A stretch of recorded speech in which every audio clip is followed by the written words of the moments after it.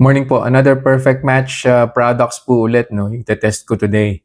Of course, yung stevia, 0 calories, 0 sugar, and yung creamer po.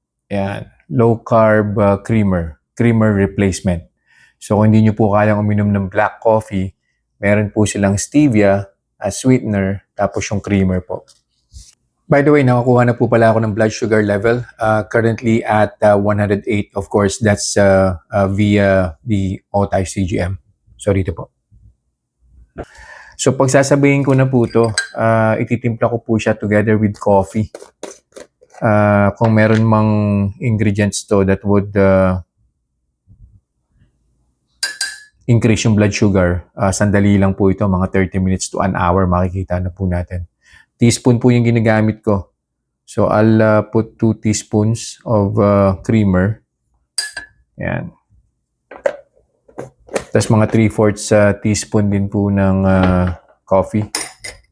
Powdered coffee po ito. Yan.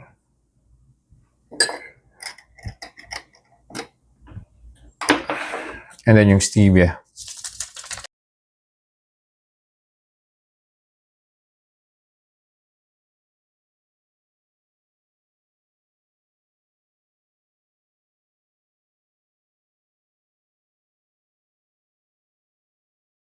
Conclusion na po tayo dun sa ininom kong coffee 2 hours ago, no?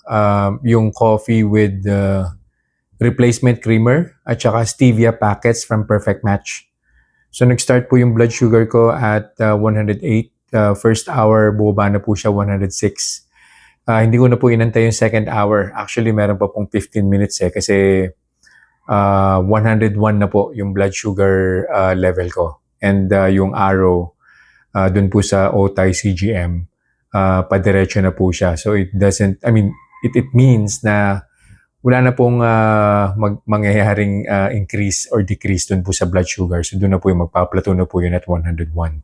Or probably in the next 20 or 30 minutes, kung hindi pa po kakain, magle-less than 100 na po siya. So ang conclusion po natin, wala pong problema. Yung coffee creamer ni Perfect Match at saka yung stevia packets. So recommended po siya. Highly recommended po siya for diabetic persons.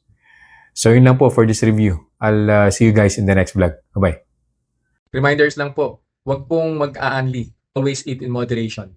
Di po ako doktor, so whenever in doubt, konsulta po kayo sa doktor ninyo.